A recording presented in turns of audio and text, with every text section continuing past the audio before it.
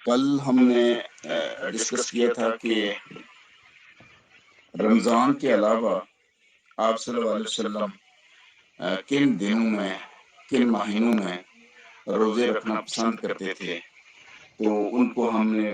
خاص طور پہ گنوایا، جیسے مختلف ایام میں تھے اور محرم کے روزے ہیں، جیسے یوم عرفہ کا روزہ ہے، اور اسی طرح سے شعبان کے روزے تھے، شوال کے روزے، اور سوموار اور جمعرات کے روزے، یعنی جو آپ صلی اللہ علیہ وسلم کے اسی طرح مختلف جو معمول تھے، یہ ہم نے دیکھا کہ یہ تھا۔ اور اس کو رمضان کے علاوہ ہمیں بھی اگر ہمت ہو، توفیق ہو، اور اگر آپ یہ سمجھے کہ رکھ سکتا ہے تو ہمیں اس طرف آنا چاہیے، کیوں؟ اس لیے کہ اس میں اللہ تعالیٰ نے برکت ہی برکت رکھی ہے۔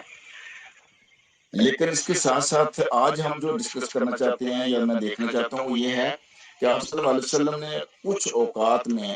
کچھ مہینوں میں، کچھ دنوں میں روزے رکھنے سے منع بھی فرمایا ہے۔ تو ہم یہ دیکھتے ہیں کہ جی وہ کون سے ایسے دن، ایام اور مہینے ہیں خاص طور پہ جہاں روزے نہ رکھنے کا آپ صلی اللہ علیہ وسلم کا معمول تھا، اور حکم بھی دیا ہے کہ وہ روزے نہ رکھے جائیں اس طریقے سے۔ تو اس طرح ہم دیکھتے ہیں کہ ایک جو آپ صلی اللہ علیہ وسلم کا بڑا واضح جو فرمان بھی ہے کہ میدان عرفات میں جو وقوف کرنے والے جو حجاج ہیں، یعنی وہ لوگ جو حج پر گئے ہوئے ہیں، میدان عرفات میں پہنچ گئے ہیں، اور حج چونکہ جو حج کا جو بڑا رکن ہے وہ وقوف عرفات ہے، اور وقوف عرفات کو ہی حج کہا جاتا ہے کہ جس نے وقوف نہیں کیا اس نے حج نہیں کیا، بلا شبہ وہ سب کچھ کر لے وہاں۔ تو جو میدان عرفات میں جو وقوف ہے، وہاں پہ جو حجاج پہنچتے ہیں، وہ یوم عرفہ کا روزہ ان کے لیے جائز نہیں ہے، وہ روزہ ناجائز ہے اگر کوئی رکھتا ہے۔ اس کی ریزن یہ ہے کہ آپ صلی اللہ علیہ وسلم کا یہ فرمان ہے کہ عرفہ والوں کے لیے روزہ ممنوع قرار دیا گیا ہے، سنن نبی داؤد میں یہ آپ کا فرمان موجود ہے۔ تو یہ بھی یاد رہے کہ بہت سارے لوگ جو آگے حج کا وقت آئے گا، ظاہر ہے اس کے بعد آگے تو جائیں گے لوگ، تو بعض اوقات لوگ سنی سنائی باتوں کے اوپر بھی عمل کرتے ہیں، اور وہاں پہنچ کے بھی اگر کوئی اسی طرح سے روزہ رکھ لے تو یہ وہ سمجھیں کہ آپ صلی اللہ علیہ وسلم کی نافرمانی میں آ جاتا ہے۔ تو یہ آ گیا کہ ہمیں یہ پتہ چل گیا کہ جی جو حج پہ جائے گا وہ وقوف والے دن روزہ نہیں رکھے گا۔ پھر اسی طرح سے ہمارے ہاں ایک یہ بھی کلچر ہے کہ خاص طور پہ ڈٹرمن کر کے کہ یہ صرف جمعہ کا روزہ، کہ لو جی جمعہ چونکہ مبارک دن ہے،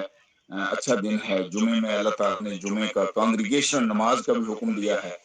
اور ہم جمعے کا خاص اہتمام کرتے ہیں، حکم بھی ہے جمعے کا، جمعے کی اپنی ایک فضیلت ہے۔ تو بعض لوگ جمعے کا روزہ بھی رکھتے ہیں جو درست نہیں ہے، جمعے والے دن سے منع فرمایا آپ صلی اللہ علیہ وسلم نے۔ اور آپ صلی اللہ علیہ وسلم کا جو فرمان ہے وہ یہ ہے کہ جمعہ کا دن تمہارے لیے عید ہے، اس دن کا روزہ نہ رکھو، کیونکہ عید والے دن روزہ نہیں ہے۔ اور آپ صلی اللہ علیہ وسلم نے جمعے کو عید بھی کہا ہے۔ ہاں ایک صورت ہے کہ اگر ایک دن پہلے یا ایک دن بعد بھی اگر آپ نے روزہ رکھا ہے تو پھر بلا شبہ جمعے کا روزہ رکھ لیا جائے، لیکن صرف جمعے کا روزہ جو ہے اس سے منع فرمایا۔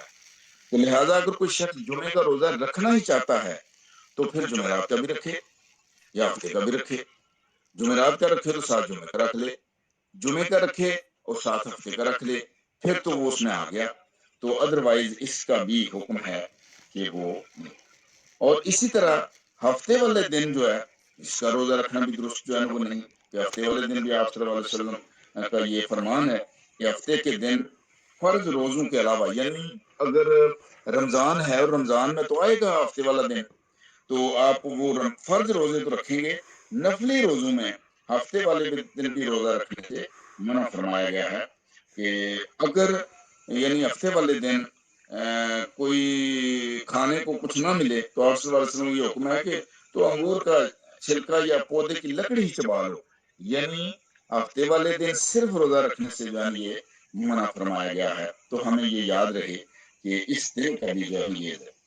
پھر ایک اور چیز، جس طرح شعبان کے روزے آپ صلی اللہ علیہ وسلم کو بڑے پسند تھے، بڑے اہتمام کے ساتھ رکھتے تھے۔ حضرت عائشہ رضی اللہ تعالیٰ عنہ کا یہ جو روایت ہے کہ آپ صلی اللہ علیہ وسلم رمضان کے بعد اگر کسی مہینے میں سب سے زیادہ روزے رکھتے تھے تو وہ شعبان تھا، یعنی شعبان کی 15 تاریخ تک آپ صلی اللہ علیہ وسلم جو ہے روزے رکھتے تھے بھرپور، اور 15 کے بعد وہ شعبان میں کوئی روزہ نہیں رکھتے تھے۔ تو یہ یاد رہے کہ 15 شعبان تک تو روزہ رکھا جا سکتا ہے، لیکن 15 شعبان کے بعد جو ہے آخری ایام جو شعبان کے ہیں اس میں روزہ جو ہے وہ مکروہ ہے۔ اور آپ صلی اللہ علیہ وسلم کا فرمان بھی ہے کہ جب شعبان کا نصف ہو جائے تو روزے نہ رکھو، یعنی 15 شعبان کے بعد روزے رکھنے سے آپ صلی اللہ علیہ وسلم نے منع فرمایا ہے۔ تو لہٰذا ہمیں اس بات کا اہتمام کرنا چاہیے کہ جن چیزوں سے آپ صلی اللہ علیہ وسلم نے منع فرمایا ہے اس کا ارتکاب نہ کیا جائے اور اس سے بچا جائے۔ البتہ جس کی ہدایت فرمائی ہے اور آپ صلی اللہ علیہ وسلم کا اپنا معمول تھا اور تسلسل تھا، وہ روزے رکھنا جو ہے وہ ضروری ہے۔ اچھا، اسی طرح روزوں بعض اوقات جو ہے ہم تخصیص بھی کرتے ہیں کہ کچھ روزے ایسے ہیں کہ رکھ لیے جائیں تو اس سے جو ہے نا گناہ نہیں ہے، لیکن منع فرمایا ہے کہ نہ رکھیں، لیکن اگر رکھ لیا جائے تو اس سے کوئی وعید نہیں ہے کہ جی کوئی گناہ ہو جائے گا، یہ نہیں ہے۔ یہ وہ سارے ایسے ہیں جن کے اوپر بلا شبہ مکروہ تو ہے، آپ صلی اللہ علیہ وسلم نے منع فرمایا ہے، لیکن مکروہ تنزیہی ہے، یعنی مکروہ تنزیہی وہ ہوتا ہے کہ جو اگر آپ کرتے ہیں تو اس کا کہیں وعید، عذاب یا اس کی کوئی ایسی دلیل نہیں ہے۔ البتہ یہ ہے کہ آپ اس کو اوائڈ کریں، جس طرح آپ صلی اللہ علیہ وسلم نے کہا کہ ساتھ ملا کے، جس طرح جمعے والے دن کا خاص طور پہ کہا ہے، اسی طرح ہفتے والے دن کا بھی کہا ہے کہ خاص ہفتے والے دن بھی نہ رکھیں۔ لیکن کچھ ایسے بھی ہیں جن کا اگر ہم نفلی روزے ہیں رکھیں تو وہ مکروہ تحریمی میں آ جاتے ہیں کہ ان کا اگر ہم ارتکاب کرتے ہیں تو ان کا گناہ بھی ہے، اس سے تو بالکل جو ہے وہ باز رہنا چاہیے۔ اور اس کا بھی آپ صلی اللہ علیہ وسلم نے فرمایا کہ مثلا ایک ہے کہ وصال کے روزے نہ رکھے جائیں۔ وصال کے روزے سے مراد یہ ہوتا ہے کہ کوئی شخص 2 دن یا لگاتار جو ہے نا وہ بغیر افطار کے روزہ رکھے، وہ کہے جی میں نے 2 دن سے جو روزہ ہے افطار نہیں کیا، 3 دن سے روزہ ہے افطار نہیں کیا، 4 دن سے روزہ ہے افطار نہیں کیا، اور 5ویں دن جا کے افطار کیا، دوسرے دن تیسرے دن افطار کیا،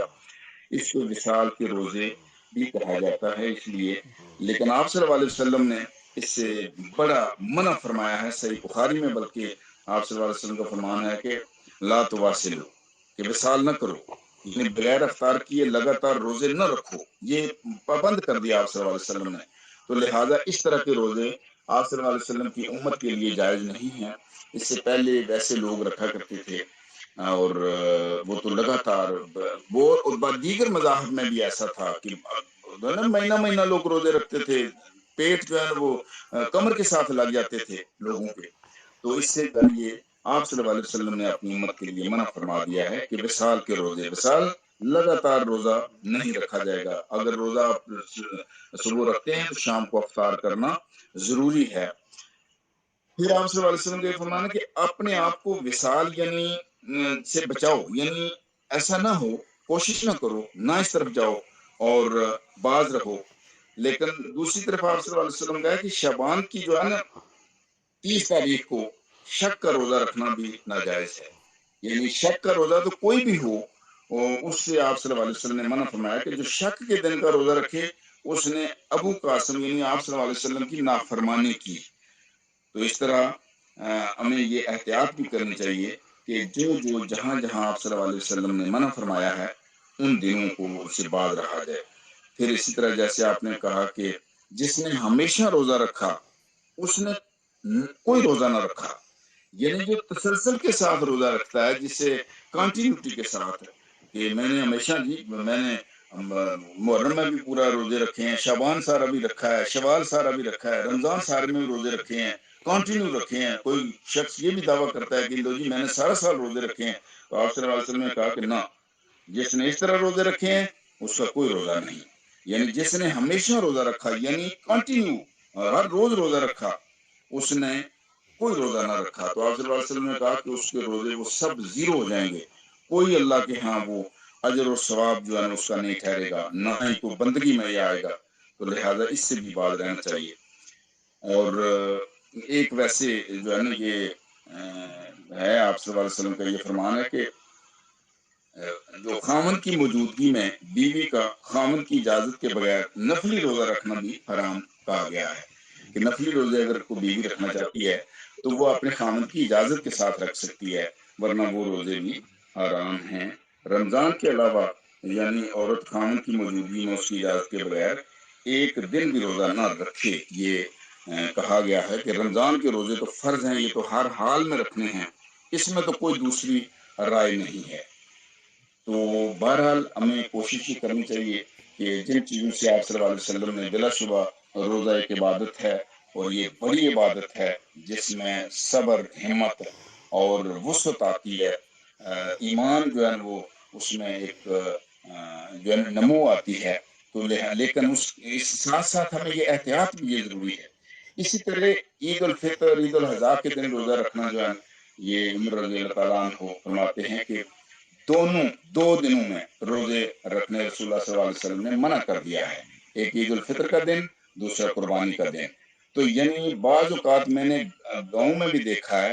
کہ وہ عید والے دن، خاص طور پہ عید الاضحیٰ کے دن، آج میں نے روزہ رکھا ہوا ہے تو اس کو افطار کرنا ہے۔ کیسے افطار کرنا ہے؟ جیسے قربانی ہوگی اس کا گوشت بنے گا، وہ گوشت پکے گا اور اس گوشت کے ساتھ میں 12، 1، 2، 2:30 بجے میں افطار کروں گا۔ تو یہ کون سا روزہ ہے جی جو صبح رکھیں اور 2:30 بجے افطار ہو جائے، قربانی کے ساتھ اس کی شرط ہو؟ آپ صلی اللہ علیہ وسلم نے اس طرح کی کسی بھی چیز کا حکم نہیں دیا، بلکہ ان روزوں کو بھی حرام قرار دیا۔ اگر کوئی عید الفطر والے دن رکھتا ہے یا عید الاضحیٰ کے دن رکھتا ہے، یا جس طرح آدھے دن کا روزہ، یہ جو عید الاضحیٰ کا ہے یہ لوگ آدھے دن کا روزہ اس کو سمجھ کے رکھتے ہیں، تو اس سے بھی باز رہنے کی یعنی یہ ضرورت ہے۔ ایام تشریق یعنی ایام تشریق ہوتے ہیں 11، 12 اور 13 ذو الحج کے روزے رکھنا، اس لیے کہ رسول اللہ صلی اللہ علیہ وسلم نے منا میں ایک اعلان کرنے والے کو بھیجا جو اونچی آواز سے اعلان کر رہا تھا، اور اس نے کیا اعلان کا کہا کہ ان ایام میں روزے نہ رکھو کیونکہ یہ کھانے پینے کے دن ہیں، اور کوئی روایت ہے کہ یہ اللہ کے ذکر کے دن ہیں۔ یعنی ایام جو تشریق ہیں ان میں بھی روزے رکھنے سے منع فرمایا گیا ہے، اور یہ 11، 12 اور 13 ذو الحج کے جو 3 دن ہیں، ان سے عید الفطر، عید الاضحیٰ اور ایام تشریق یعنی 11، 12، 13 ذو الحج، ان سے بھی روزہ رکھنے سے منع فرما دیا گیا ہے۔ تو لہٰذا اللہ تعالیٰ ہمیں جو یہ توفیق دے کہ جو آپ صلی اللہ علیہ وسلم کی ہدایت ہے ہم اس کے اوپر کاربند رہیں، اور ہمیں توفیق دے اللہ۔ تو جو باقی روزے جس طرح آپ صلی اللہ علیہ وسلم نے رکھے ہیں اس طرح ہم رکھیں۔ تو یہ روزے جن کا ہم نے ذکر کیا ہے یہ آپ صلی اللہ علیہ وسلم کی سنت بھی ہے، ان کو نہ رکھنا، ان سے باز رہنا۔ تو لہٰذا ان دنوں میں اور ان روزوں سے اگر کوئی جس طرح لوگ کرتے ہیں، خاص طور پر جیسے میں نے ابھی بتایا کہ عید الاضحیٰ کا آدھے دن کا روزہ قربانی کے ساتھ کھولنے کی شرط کے ساتھ لوگ رکھتے ہیں اور کرتے ہیں، یہ بالکل ہی کہیں دین میں، شریعت میں تو آتا ہی نہیں ہے کہیں، تو بڑی حیران کن بات ہے۔ اللہ تعالیٰ اس سے بھی بچائے، اور اللہ تعالیٰ ہمیں توفیق دے کہ ہم درست علم تک رسائی ہماری رہے، اور اللہ خیر رکھے۔ جزاک اللہ۔ پھر انشاءاللہ کل